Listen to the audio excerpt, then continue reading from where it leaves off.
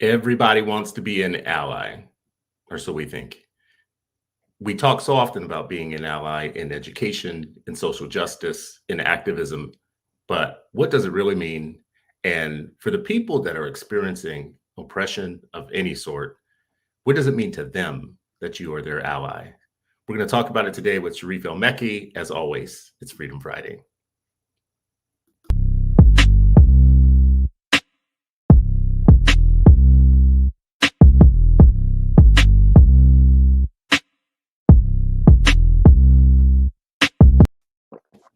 Boom, boom, boom.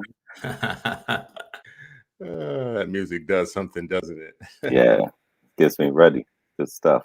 It's good vibe for a Friday morning. Another Freedom Friday, I should say. Yeah. And we're still not free, but hopefully you will Mm. be freer after this hour with Sharif El-Mekki, master educator, Black man, one man revolution, Sharif El-Mekki, and myself. Today we're talking about allies, man. But before we jump into that, how are you doing? How are you? I'm doing well, bro. I'm doing well. This is an interesting month. We saw each other more this month, November, than we've seen each other in 2 years I in person, know. right? Like, so it's so that's dope. That's dope. I'm a little anxious during the travel, because Yeah. still a lot of just. I remember before the pandemic, people weren't, going to the bathroom, not washing their hands. Like, I hate the airports, so I still hate the airports. But once you get to the destination, it's a lot better. So Maybe a different show at a different time, but people yeah. have sliding ethics when it comes to hygiene. And still, as of this day, traveling in the bathroom, watching people not even wash their hands, walk straight out the bathroom and touch the handle on the way out of the bathroom. Mm-hmm. Man, y'all got to stop doing that. Anyways, good morning, folks. Reparations. What is your real name? Reparations be watching us on Yo, YouTube. I always want to know who it represent. is. Yes, but I thank you. think it's Good a morning. sister. Yeah, she's taking us out on her morning walk with Mm, her. So she's listening to that's us on what's her up. morning walk. What's up? Cynthia Rose, good The morning. stepson. Good to see you. Sherry Lucas Hall, master educator, focused on literacy because literacy is justice. There could be nothing more just than all of us being literate after years and years and years of people trying to stop us from Yeah. becoming literate. The So flip side, that's the epitome of injustice, right? absolutely. 8 million children walking into schools every day, but not coming out the other end knowing how to read is injustice. Let's call it what it is. Mhm. But so for today's topic, we are still working on a project to become free. That's what we talk about at Freedom Friday. That's what it's about. It's about the last vestiges, the last road, the last journey, all the way to total humanity for Black people in the United States. That last journey has not been made. So we can act like there was some magical point in time where everything became equal again and we leveled the playing field. And then from there on, it was all on our own content of our character and personal initiative, and all oppression was gone. And now everything is reverse racism if we even bring it up. But let's not fall into that game because we know that that's a lie and that's not true. The statistics in any area of life activity in the United States has no evidence that there was a magic date where it stopped and it ceased. So we are still experiencing some things. But there's this effort to whitewash or bleach or to say, we're going to stop y'all from talking about it. We're going to continue the impression, but we're going to stop your ability to even talk about it or have tools to investigate it or to even have books that kind of educate you and your young about it, and definitely not going to educate the sons and daughters of the beneficiaries of oppression about it. So along comes these other people and say, well, I want to be an ally to you. Let me be an ally. I want to be an ally. And it sounds great. And, it comes from a good place oftentimes, most times I would say, comes from a good place. But we're just so happy to have friends and eager to have allies that we don't have any rules. You know how like Saul Alinsky wrote rules for radicals?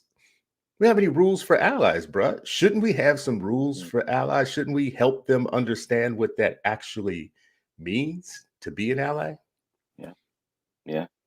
And it's interesting enough, we've had to even just change the term because so many people have like use the term and it's just like, you don't really know what that means, right?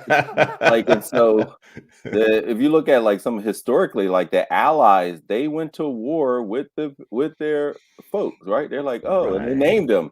These are the Allies. Like they are Right. all in, right? And so some people are like, yeah, well, that's in terms of war. And in this way, I'm like, what do you think we're in right now? Yeah, we may not Yeah. have the Yeah. cannons and the bombs, but this is a war against Black communities as it's always been.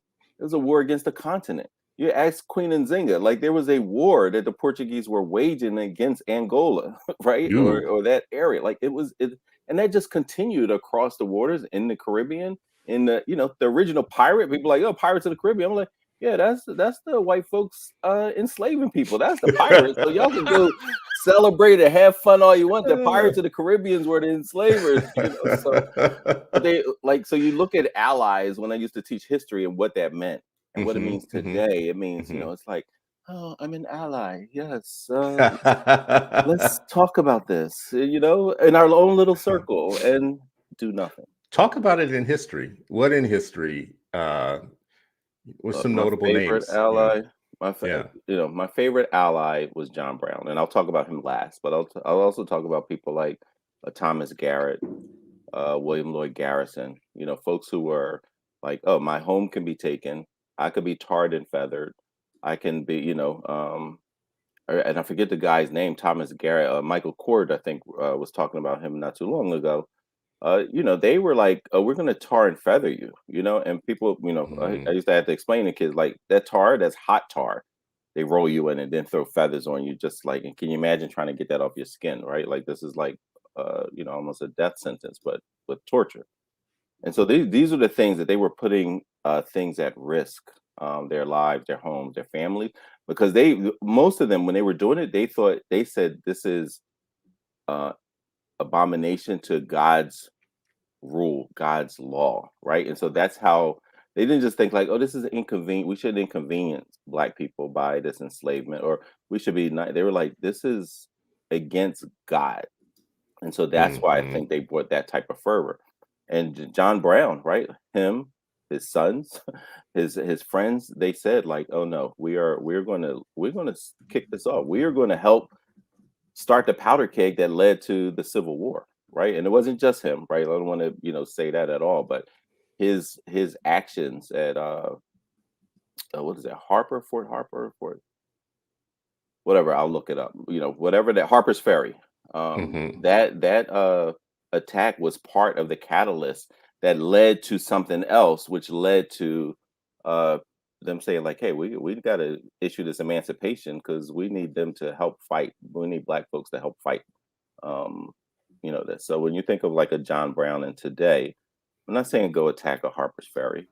Um, you don't have to bring the munitions, but you better bring that same energy, like all in as far as what does justice mean? What's an Mhm. abomination to God's law, morality overall? What's justice look like? And be all in, right? You ain't got to bring the weapons, but be all in, right? Because I used to say, like, look, John Brown, my favorite white guy, my favorite ally of all time. People are like, well, people can't just. I'm like, listen, you can attack things without that. Like, reimagine what it could be in this context today. What Mhm. does all out for justice for Mhm. Black people mean? When you look at historically, here's all the things that's happened. Here's where we still are. What does all in actually look like? Is it really a book club? Is that really all in? Is Well, it? I mean, what's the Harper's Ferry?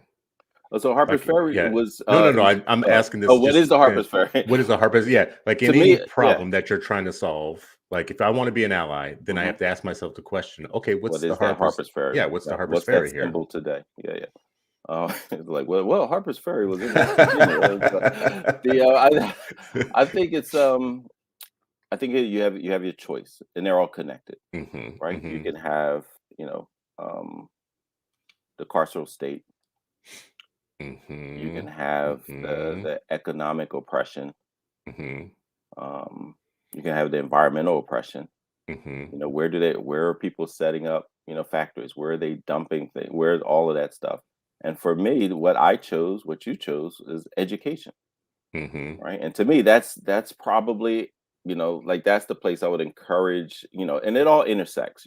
My mother was Hmm. all about the criminal justice system, environmental, right? But she was like, education was the crux of it, and that tied into the other pieces, Hmm. right? And so, and I feel the same. I feel the same way. That education piece is that is the singular piece, Mm. that just that impacts everything. Impacts everything. If you go to my Twitter feed, you'll see that that I have Galatians 5:5 there on, listed in my bio Mm, there, and people will always wonder, well, why Galatians and why 5:5, or why 5 period.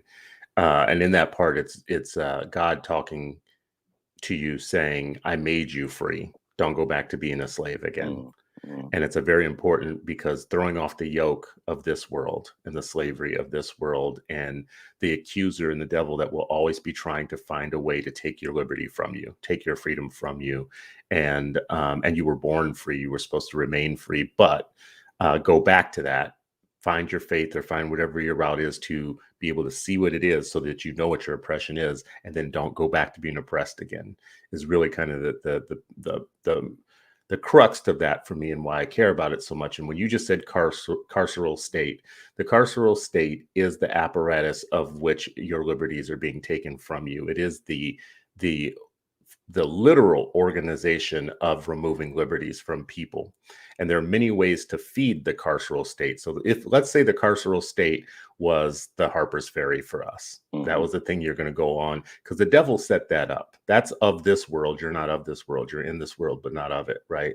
And the devil had to set up a way to create a way to get mass groups of humans out of God's freedom and God's grace and get them into cells or into depression or into apartments or into anything, little boxes that keep them separated from each other and separated from living their best lives. So, what are the many ways that you can feed incarceration? Because that's what it is. A carceral state is the state mm, of incarceration. And how many different ways can you feed that?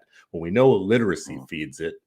We know human alienation from each other, a breakdown of community, a breakdown of family, a breakdown of common economics, of communal economics. All of these things are, when you break these down, this is a way to feed the carceral state and to get individuals into their cell, right?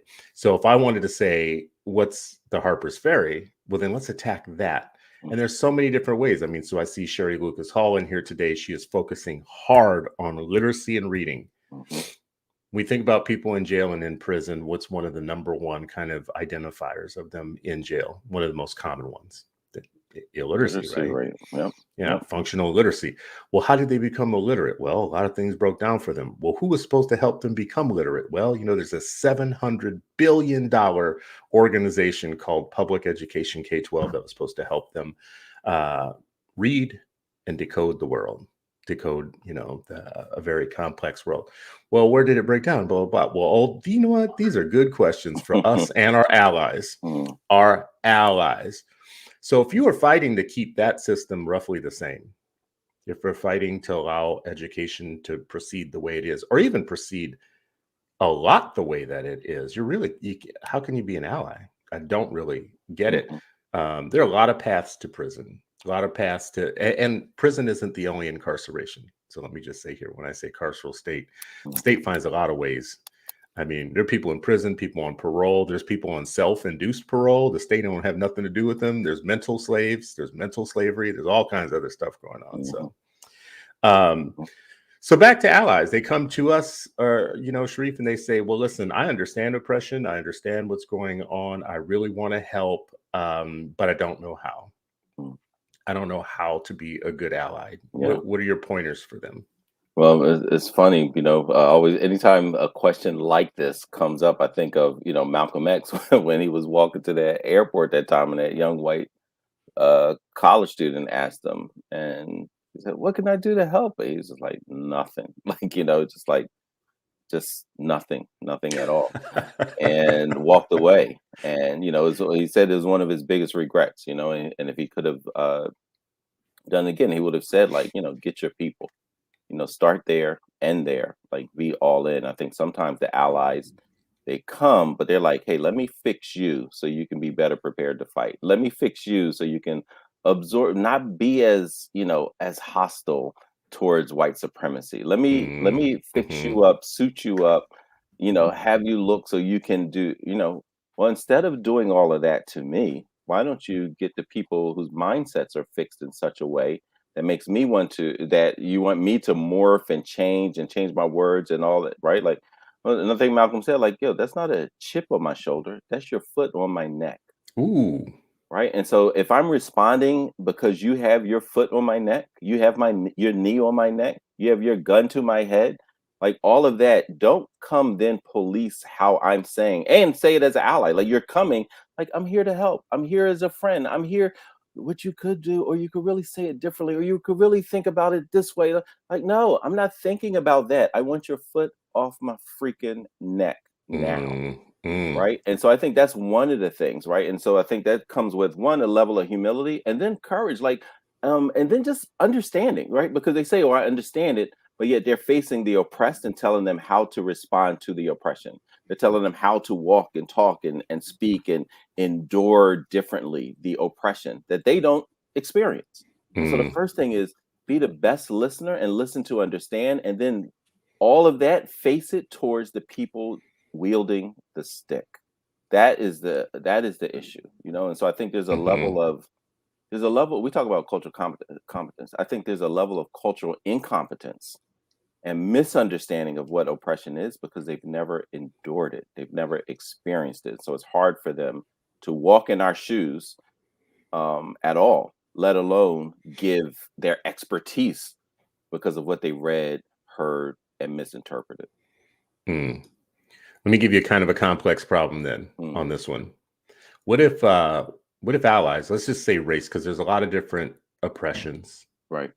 There's different ways to be oppressed, and there's different allies coming to help you. It's not always black and white. It's not, it's like, listen, I think as black people, we have to get better about understanding other people's oppression too, right? Hmm. Like you can't be a black person sitting in a room full of Chicanos talking about Chicano history, right? Be the And expert on everything. I'm an and expert you on my yeah, oppression, so I'm an expert on on everybody's your oppression. right. You're gonna be an expert on your. So let me tell you, Chicano people, like what you should be thinking about, right? Hmm. Whatever. So we have to get better about being broad minded about our understanding what it is. And I think the black community right now is having a little bit of a problem of understanding the oppression of sexual minorities.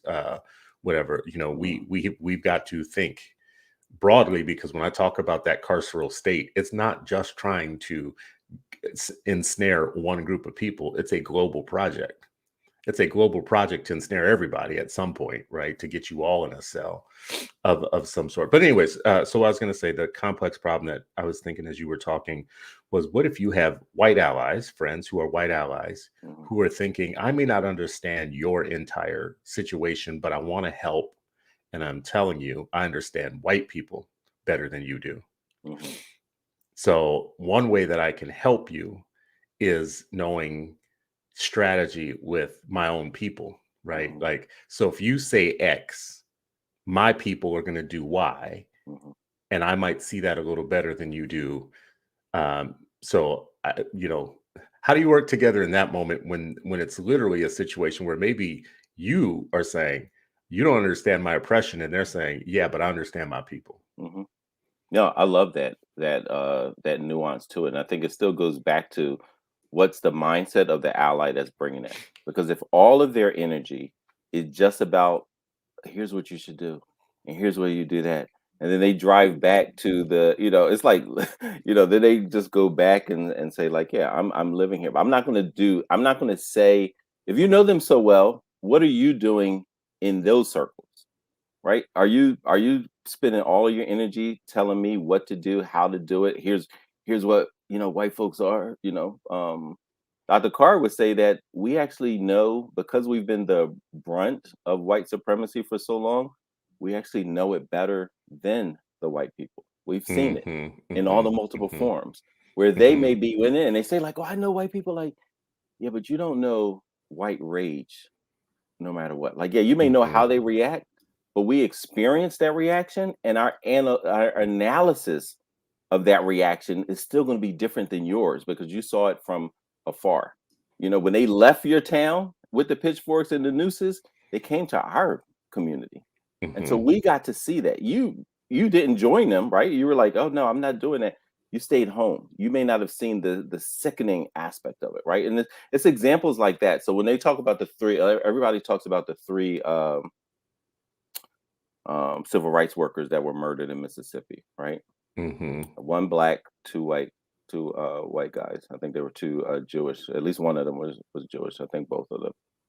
When they talk about it, usually the story is, oh yeah, all three were murdered, which is true. But what the black community in Mississippi knew was that they tortured the black man. They chained him to a tree and beat him with a chain before before they killed him and made the white people watch and say, this is what happens to them when you help them, right? And then executed all of them, right? The black community knew that, but around the country it was just like, oh yeah, everything was equal. They were all murdered. Like, yeah, it was a different type of rage that they experienced and they understood. And so, yes, that intel, absolutely. We're not going to say like, no, don't share intel, but it can't just be sharing intel. You also have to, if you know them so well, Mm-hmm. address them too, right? And so that's what I think that's the part of it. Like we need the complexity of it. And yes, share the intel. Absolutely. If you're in a room and you're seeing this, or you're in the politics and you're seeing all of that, absolutely call it out, blast it out. But there's work to be done with the people that you say you know so well too. Do you think there's I'm just riffing off of what you just said. Do you Hmm. think that there's something though to think through the fact that the punishment for allies is severe? Always has been. Always has been. So Oh like yeah, there were laws against teaching black people to how read. to read. Yeah, And we say that all the time, but we forget about what the punishments are though. yeah. You It could be wasn't just ruined. like it just wasn't on paper. Like, hey, No. don't do this. No, you could be financially ruined for life, have your life ruined, never be able to work again, have your farm taken away from you, whatever. So the punishment for being a double crosser, a race traitor for white Race people trade. That's what they call it. versus, Yeah, race trade. being a race trader there. So talk about it. Like we don't continue talking about that today. Oh, you should just be an ally and you should just come to my defense and we should just work together and give up your privilege and your power and all that type of stuff, without talking about the history of no. If you want to be an ally, this is real. The consequences are real. Your own people will shun you in a way that will make it hard for you to live it down. The punishment going way back was losing everything and going to jail. Hmm. Right? You teach black people to read.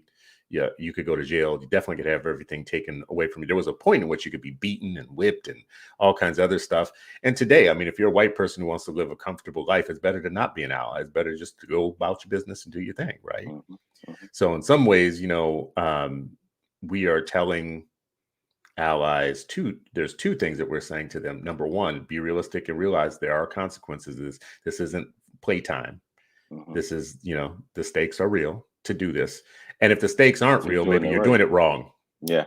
Yeah. Exactly. Exactly. My point exactly. If you're doing it right there, and someone used to talk about this, like the allyship is beyond it. Like you have to, yes, the word ally, but the action of a co-conspirator. The word Hmm. ally, but you're taking up risk, not just taking up space, right? You're not just voicing things, like you are, and it's all strategy, right? And all of it's strategy. And and I think it's so important that we don't just say like, oh, all allies, you have to do it exactly like this. Every context, every strategy, every situation Hmm. determined, but it requires, humility and courage and communication, right? You Hmm. can't have strategy that's just in your head when you're when you're going into these situations, right? Like, and it's a tough decision. It's a Hmm. tough decision. But Do you think we do enough to teach in school about what allies have done? One of the critiques of some of the work of like 1619 Project and others was that there was not enough work to talk about white people that were bucking the system. Like, there's this, I don't want to get too much into it, but from the white mhm, side of things, there was this idea of you can't keep painting all white people with the same brush, mhm. as if they were all equally kind of invested in your demise. Because in truth, You even named some earlier, William Lloyd Garrison, and the abolitionist society people, Mhm. and even think about people like Rosenwald and others who put a lot on the line to be allies. We don't teach ally history though. So today, like if today's ally walking around us, who's walking around trying to be an ally today, might even be ignorant of their own history, ally history. like Mhm. like go back and study that, like what those people did and what they gave up and how they used their privilege, their power, their money, their connections, whatever. Because you can't be an ally with no strategy, no philosophy, no understanding of how the people who came before you did it. Should we teach that part of the racial history more? Yeah, I think it's two parts that get left out a lot. I think it's the Red Hamptons kind of rainbow coalition. Hmm. How Hmm. have people who've experienced different types of oppression, how have they banded together? And then who are the people who are within the whatever racial class, whatever group that's wielding the oppression against people? How have they resisted from within? And yeah, I mean, when I think about how much this is one of many things that as a history teacher, we would have to supplement. The John Brown right before Civil War would be this little piece call out for a John Brown. And usually picture of him on his way to execution. They're like, yeah, this is what happened, right? Like, but not the stories before then, not his meetings with Frederick Douglass and Harriet Tubman and others, um, and even that gives an example. Like Frederick Douglass and Harriet Tubman was like, "Yo, that's a suicide mission. I don't think that's the right way to do it. Like that, you're not going to win that. Like Yeah. like they were giving him that type of advice, and he said, you know what? Like I got to do something. Hmm. And you guys are going to do it, in that way, and I'm going to do it in this way, right? And so there's when you think of the Quakers, and how they evolved from where they initially were, and then they took a very firm stance against it and were part of the collaboration for underground railroads. You talk about the Mexican. A lot of times people think about underground railroad and think it only went north. It went by sea, because they were, if you think about a plantation, there were a whole lot of ship owners. Guess who Hmm. they were making, do the ships and work on the ships and be the mates or whatever. Like they were black people and they were finding ways to escape, through the water. And Mexico, there were Mexicans Hmm. like, yeah, you can come here, you can come here. You're free to come here. You So there were know, all types of ways and folks were allies. You just mentioned the Quakers, and we could keep going through others. I think we just really landed on something that's important to continue for both sides. Is we should study allyship in Yes. history, Yeah. and we should use it as a communal learning opportunity between those that we want common understanding around.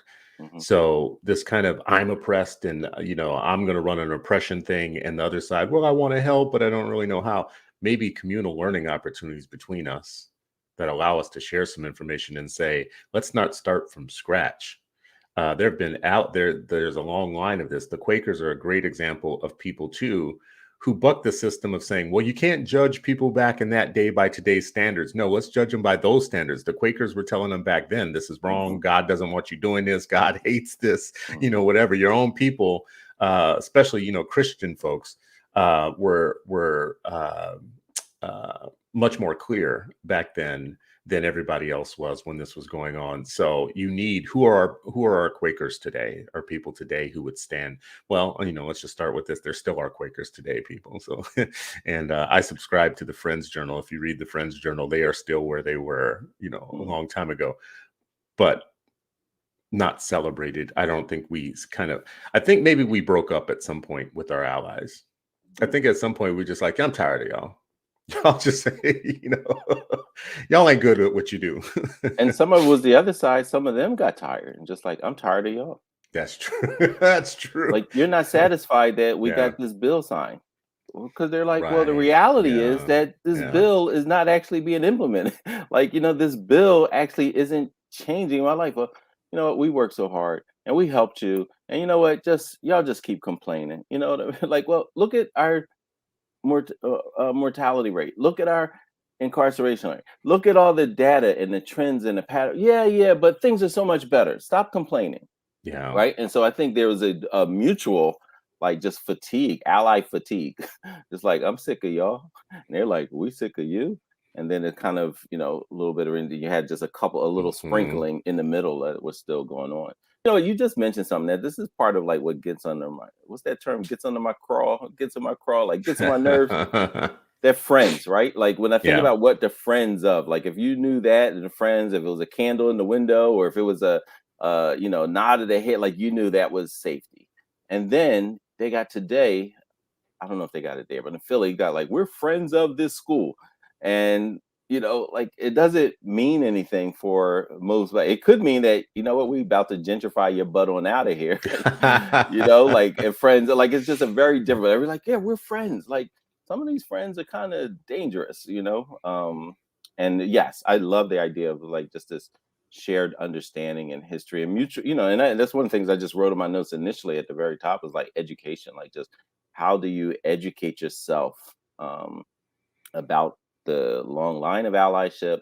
What are the mistakes made? What are the assumptions that made? And how do, I was told this story before. I was with the National Network of State Teachers of the Year. And one of the state teachers of the year, I think she's from Massachusetts, she talked about, like, what?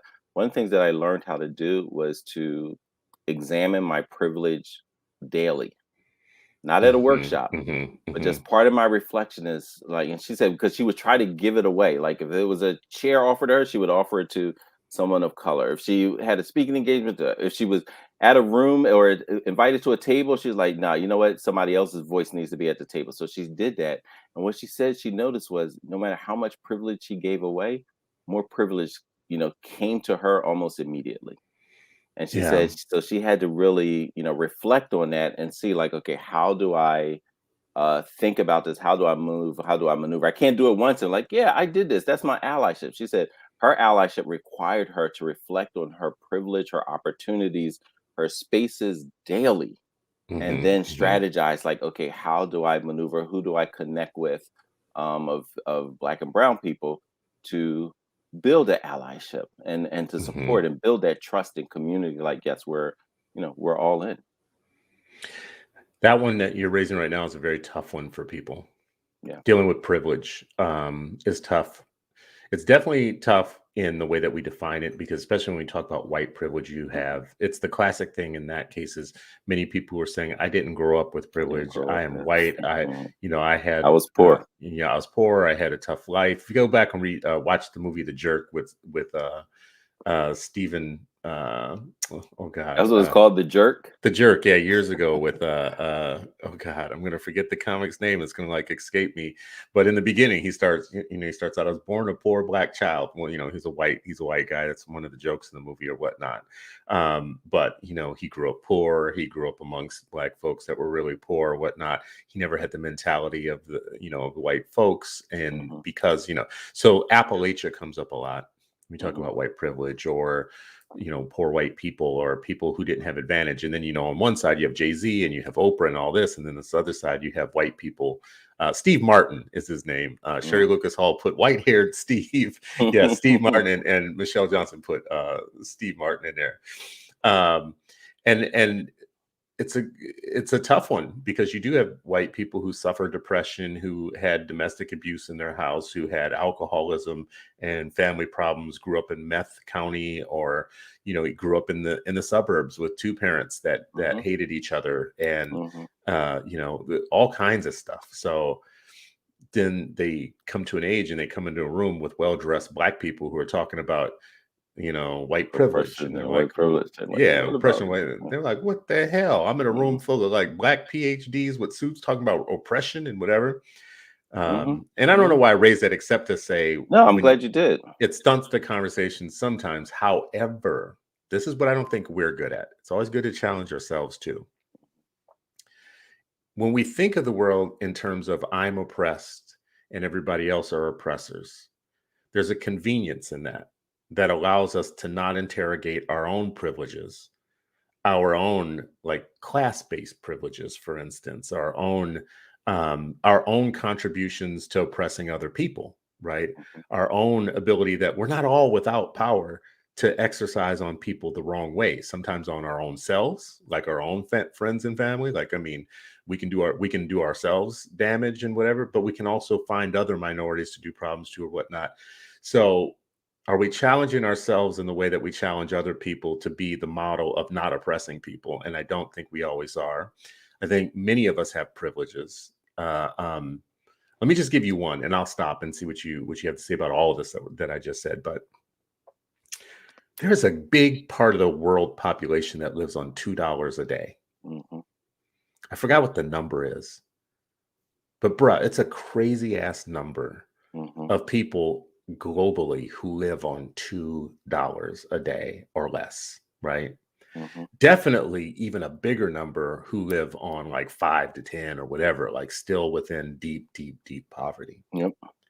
If you are Black in the United States, you are born into privilege that you don't even know and that you don't even see, which is why much of the Pan-African world and much of the Black and brown colonized world looks to us as like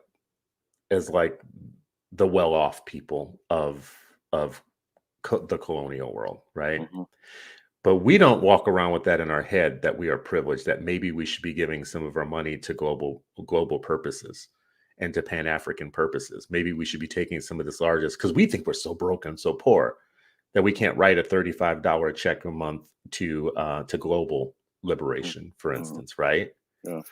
So I don't know if that changes anything for you. Tell me if you think that's a reach, but we have privilege too. We have privileges too that we conveniently get out of talking about just by using this binary of there's the oppressed and oppressors, and we're conveniently lodged in the oppressed category. Yeah. No, I mean, I don't think it's a stretch at all, Chris. I think it's a really important, part of the humility of understanding humanity and what the connections are.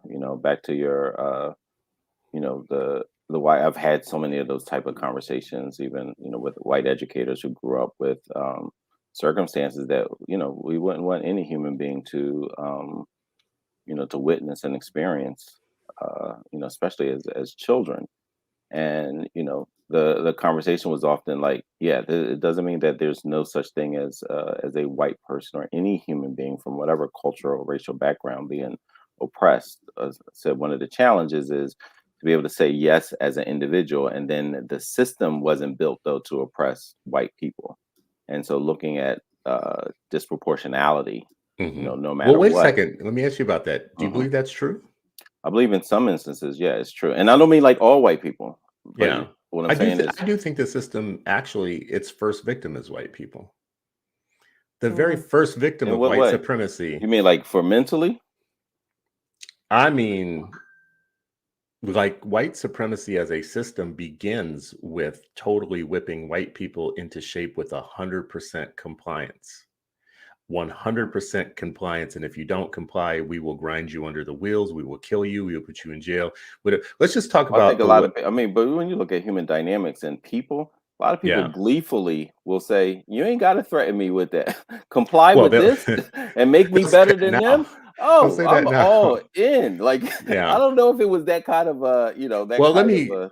let me throw one at you from an old book that we both read. Mm, Um, the ISIS Papers. mm, In the ISIS Papers, uh, Dr. Francis Cress Wessling does a lot to talk about the dynamics of white supremacy, how it's set up and everything. mhm, And when she gets to things about homosexuality and about abortion, she talks about the psychology and the origination within white supremacy that they need to constantly reproduce white people as a part of the global project, and anything that deviates from the production of more people and the mm, production of more white families, and in a world where they really feel outnumbered, like where white people feel outnumbered in their global minority, a psychological kind of need that they have is to protect white production and white families.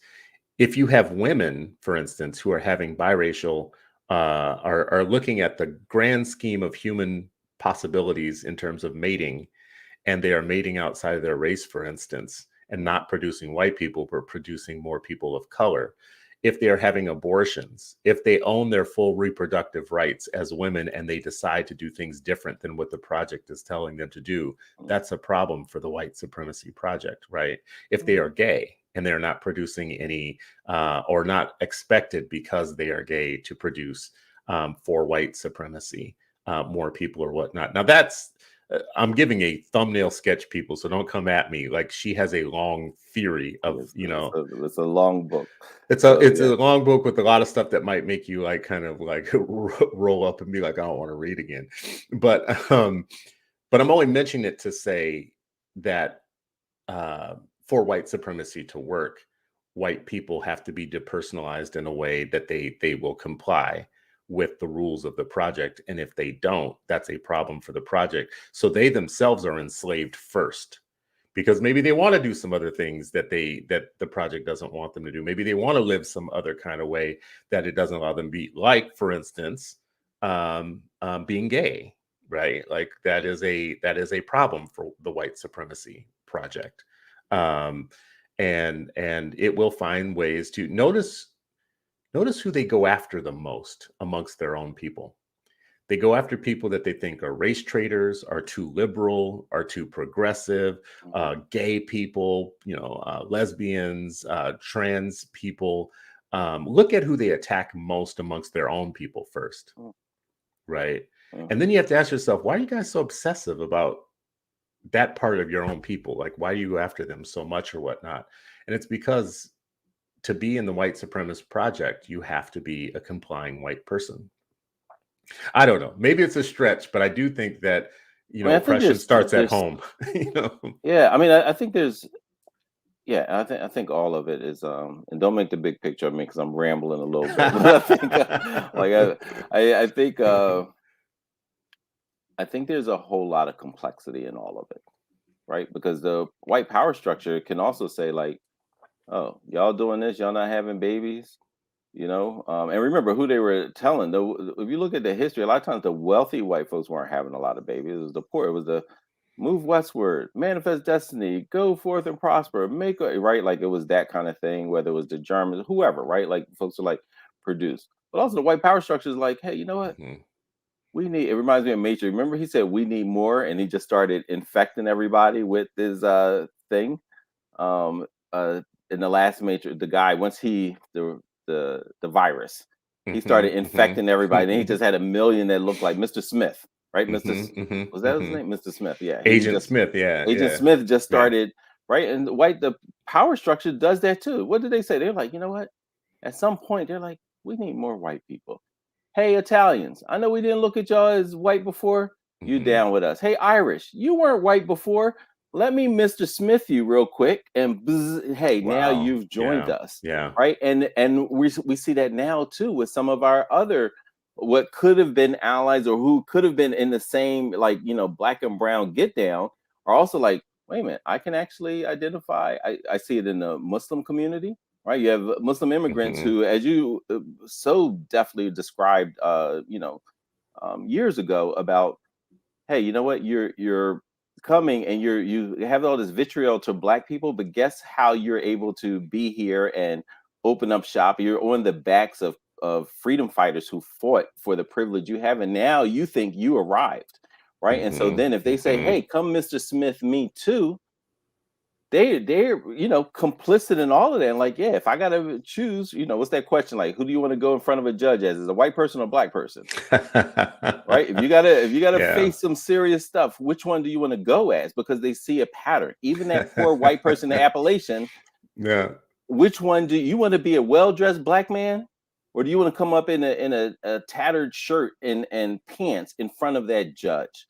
To me, that's part of the question, not just were you poor. Yes, the system itself is like, it's for a very small group, right? Right. Originally, they tell you this is for rich, landowning white men, right? And it's, even though they've like expanded the boundaries a little bit, overall, the patterns continue to be the same. And so anytime I'm having that original conversation of, well, I grew up poor too, and people say like, okay, but were you poor because of the color of your skin or because of other human circumstances, other events that occurred?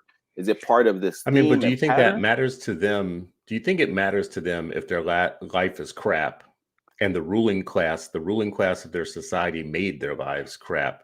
Whether it happened because the ruling class hates them because they're poor or Mhm. hates them because they're not white is still the same. I mean, so when I said Yeah, the earlier that results, individual results, yes, is the same, right? Like, yeah. yeah, if you study things like Shays Rebellion, and if you study things about like white English arrogance and hatred for the lower classes Mhm. of white people, Mhm.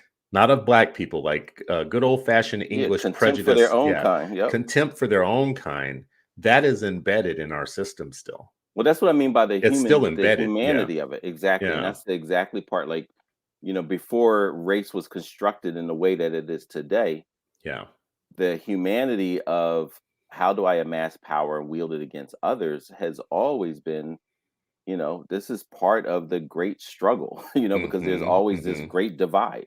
And so now there's just different rules of the game and just like, oh, the racial thing, but it's always been. And whether it's hmm, women or whether it's other, like whoever, there's always this human nature, unfortunately, to try to wield power against. And at the same time, throughout time, there's always been a resistance. And there's been hmm, hmm, resistance with the folks who were, having, their aspirations and their bodies ground to dust, as well as there was resistance within the power class, right? And you can look at biblical traditions, Islamic tradition, any tradition you look at, you can see that there was always a group of people who were inside and saying, no, this ain't right. This hmm, is where we're going to fight against. And they're like, you have all the benefits, you have all the trappings of everything we want. You are part of us. And saying, I'm actually not part of you. I'm part of their humanity.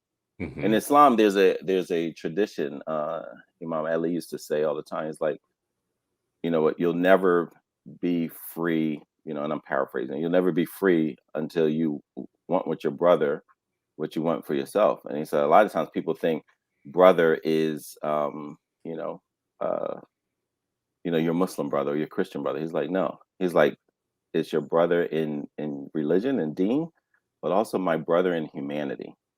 Hmm. So he said, don't come in with the division. He's like, that's still your brother in humanity. And so until you want that, because they're so different than you, they don't have the power that you, they don't look like you. He said, yeah, when you can see them as your brother, that's when you've actually arrived. That's when Hmm. you're, Hmm. God fearing or godly.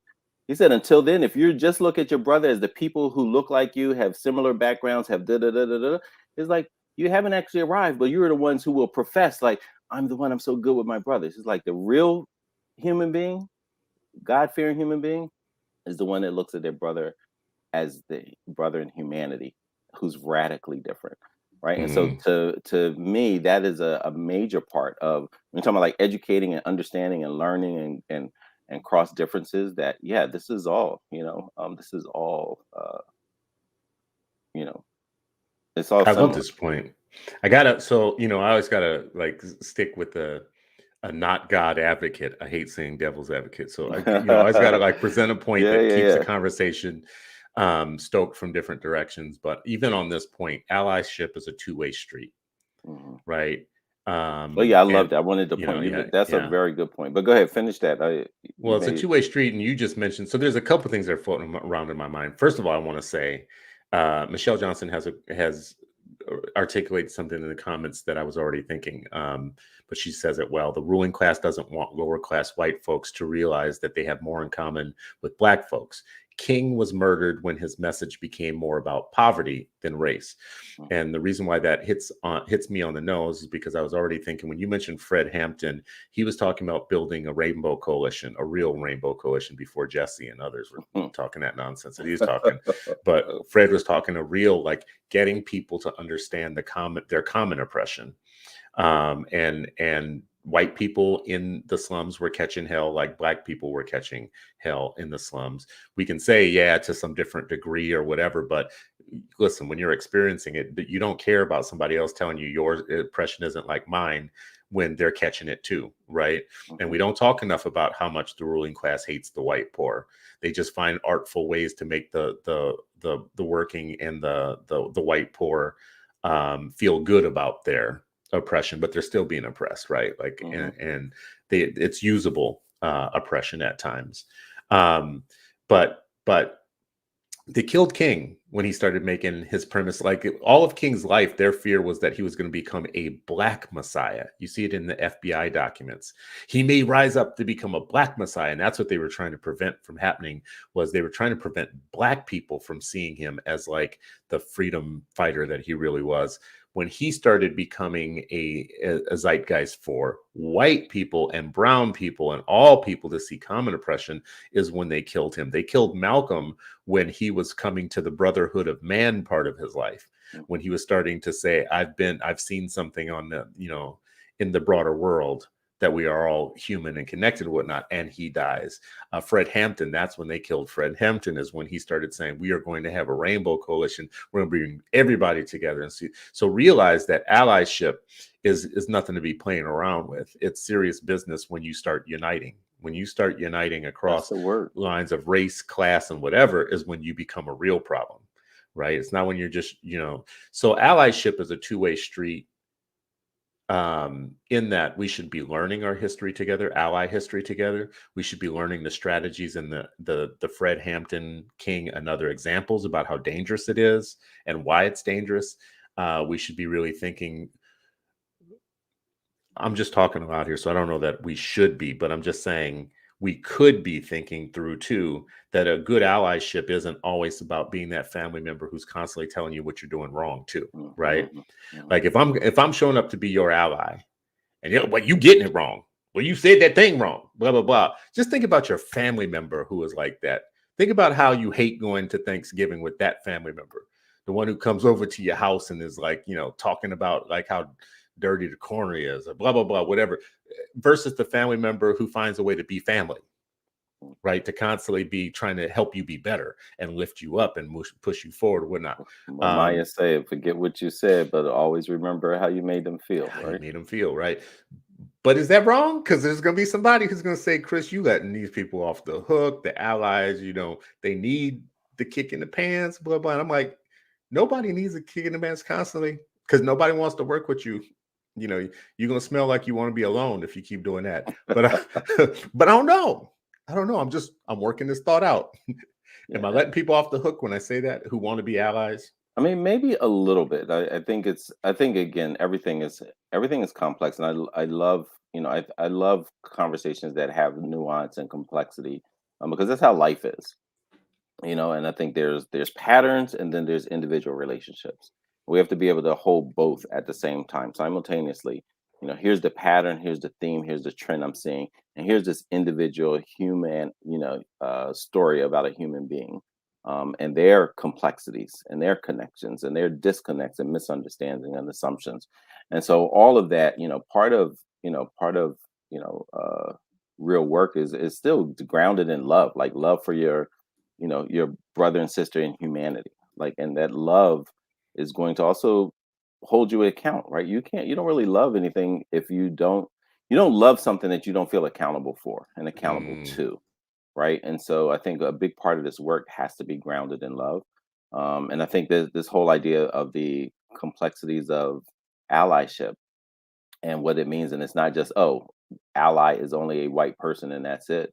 When I was a history teacher, my students were shocked to understand that, like, we would look at Buffalo Soldier beyond what was in the history book. And so then when they came to realization, like, wait a minute, sometimes the Buffalo Soldiers were actually deployed against Native Americans.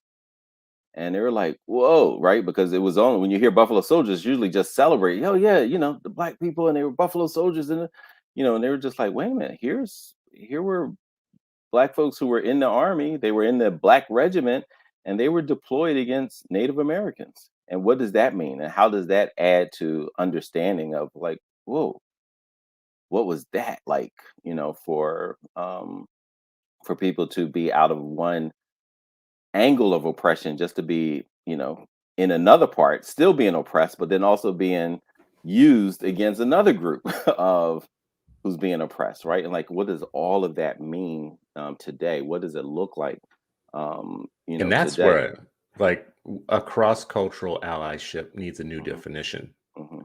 Like this Yeah. black-white allyship thing is problematic because number one, it's so narrow. And number two, like you just mentioned a story. So Buffalo soldiers deployed against Native Americans. There were some Native Americans that had slaves, right? There were some that didn't have slaves and actually integrated with Black people. And that's where you have a lot of Black Indians come Black from. And then Indians. years It's a later, great book out there. Get you it, y'all. Black Indians.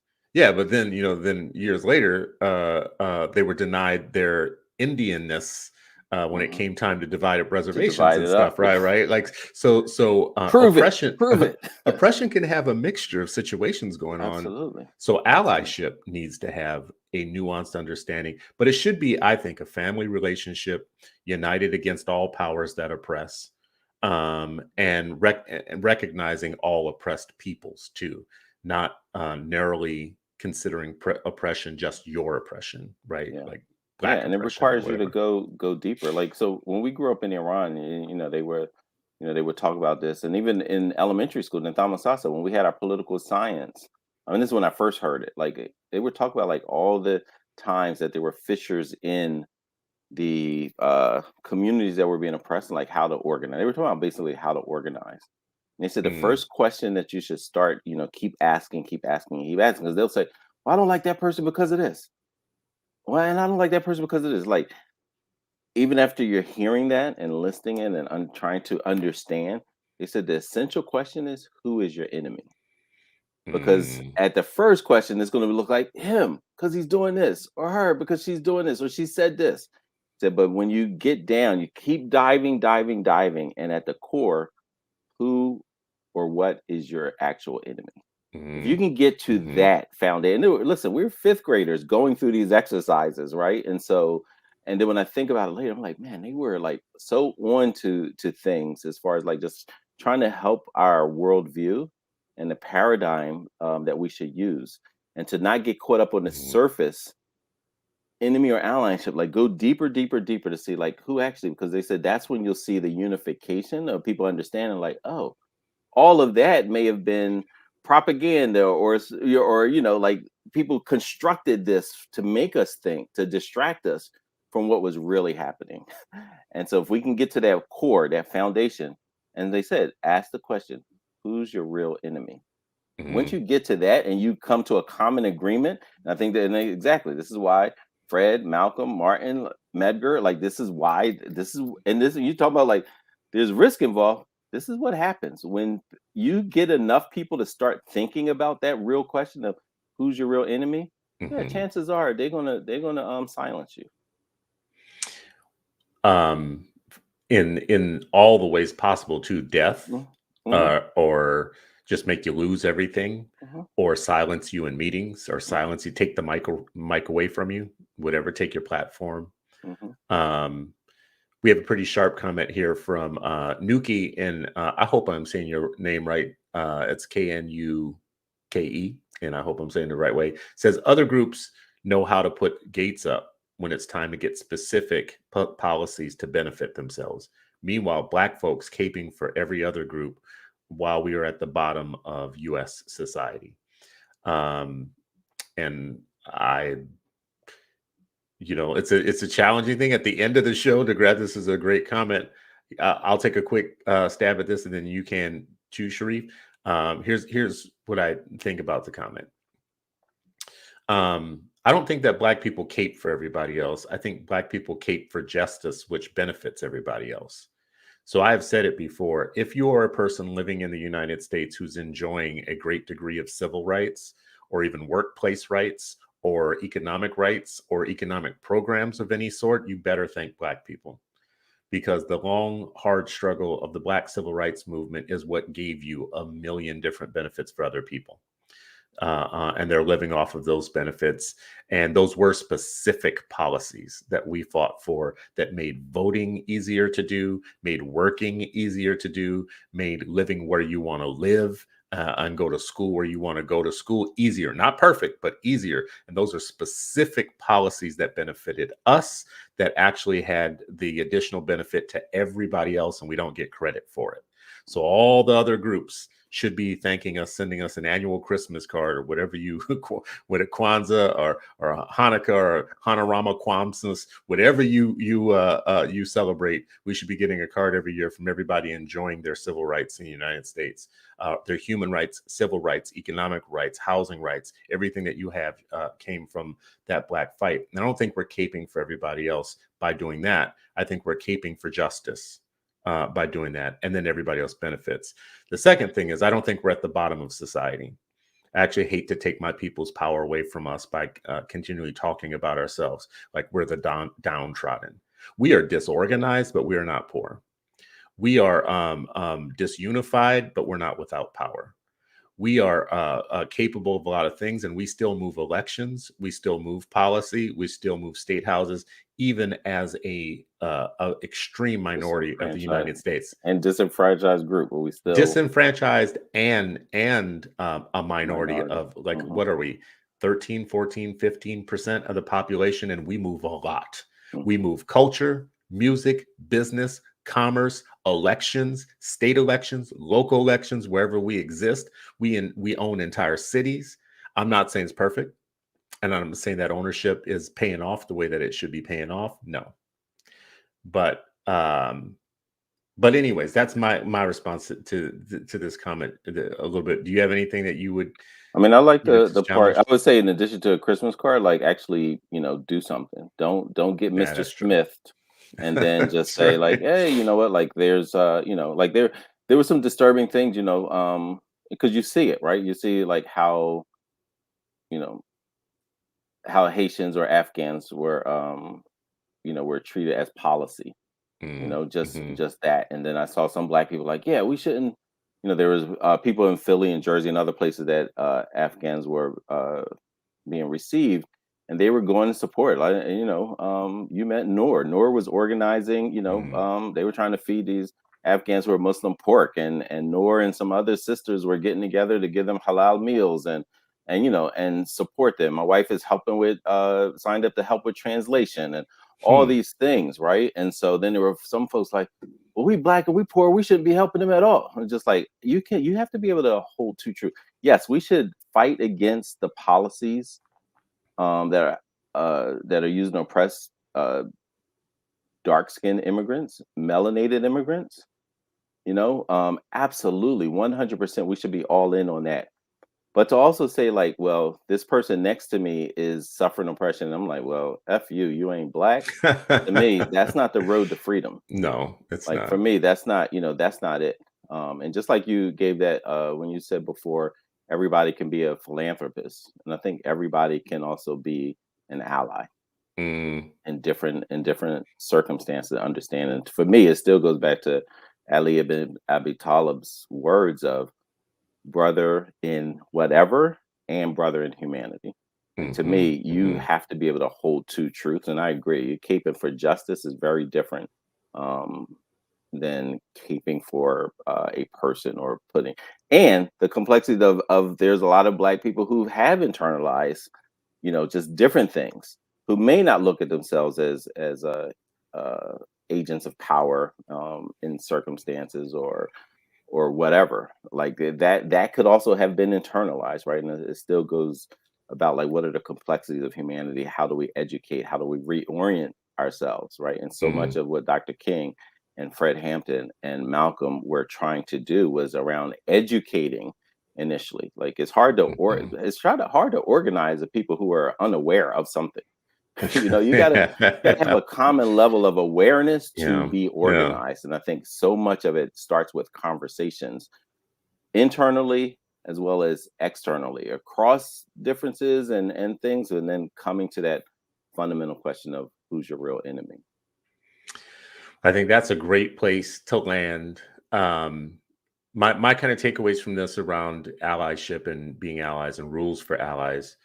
There's just a couple that I can think of off the top of my head. The first one is, it's a two-way street. So being allyship is a two-way street. It's not a one direction, you've come to help me and that's it. No, we have an exchange of thoughts, ideas, information, strategies, relationship building over time.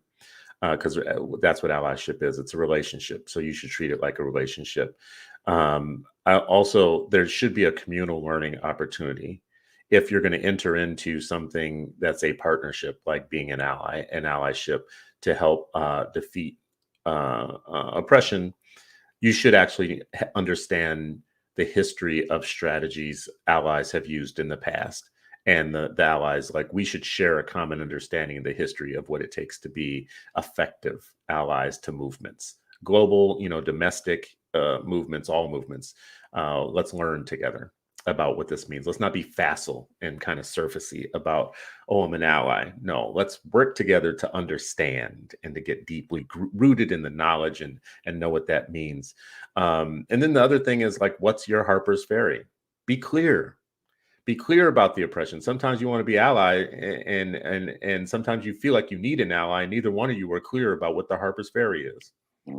Neither one of you knows what the oppressive force is and how it's working and moving and operating. And unless you share information together about, no, let's come clearer and clearer and clearer about the enemy here. Who is the enemy, or what is the enemy? Where is it? What we're going after. So those are, I think I only have 3 rules, which is one, I just said them. So 1, it's a two-way street. It's a relationship, a partnership over time. 2, it's a communal, ongoing learning opportunity that should be rooted in deep historic knowledge about what allies do and the role that they play. And 3, I'd be clear about who the enemy is. Be clear about, we said it a little bit in this show, the global elite and the colonial elite would love for us to keep bickering at lower levels about ways to divide ourselves, because that works to their favor. And that's the real Harper's Fairy. In my mind, that's the real Harper's Fairy. So we've got to find ways to work with each other at the lower levels to create a credible threat.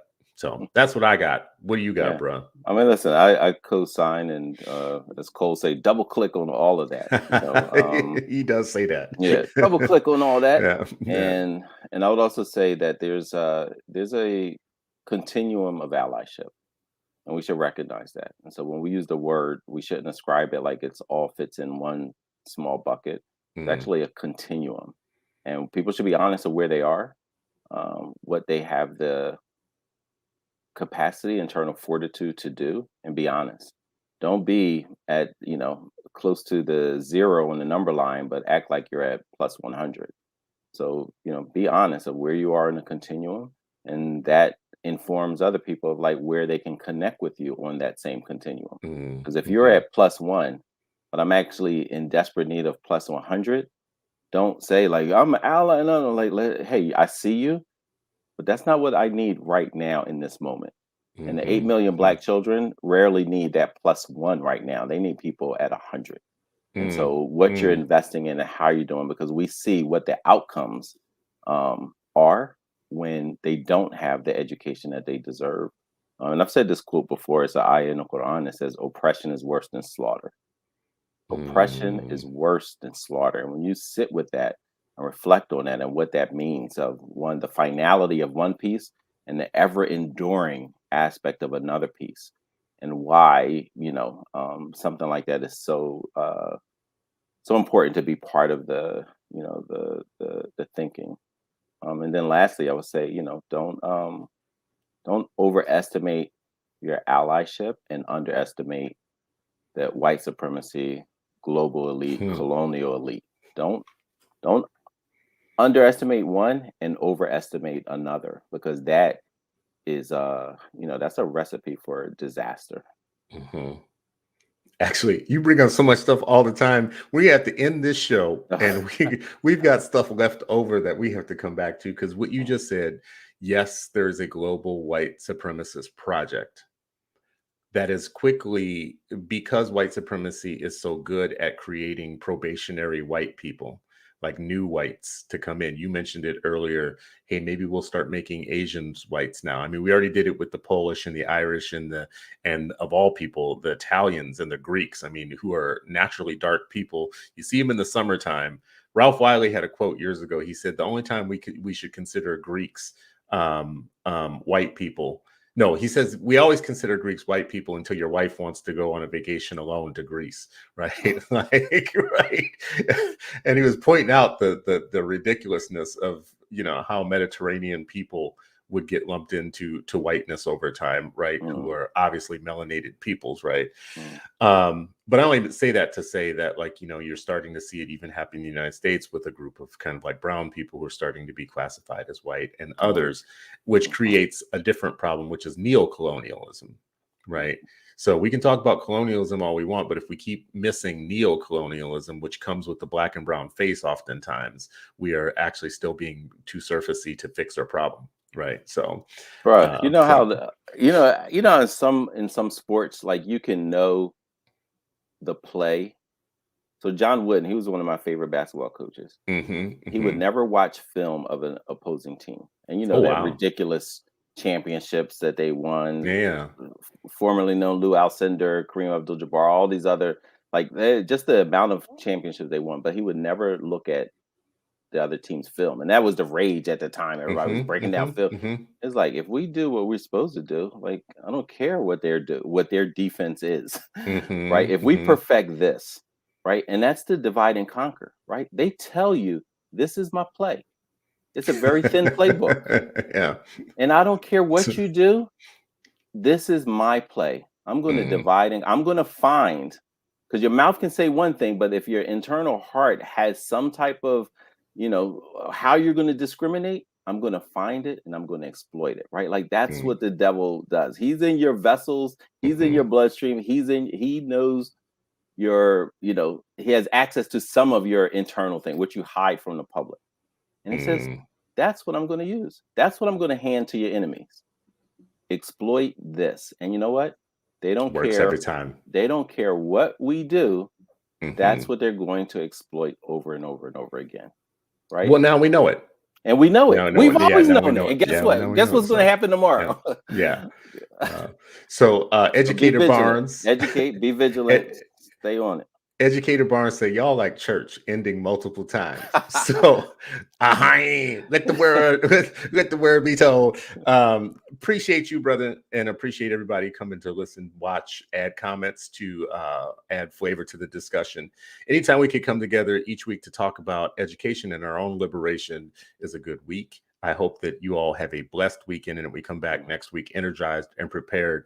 The struggle will continue. The revolution will be literate. Keep asking, how are the children? This has been another episode of Freedom Friday, and you are still not free, but hopefully you are freer after this morning brunch with us than you were when we began. We appreciate you all. Do your best work next week. Let's liberate ourselves and let's liberate our kids.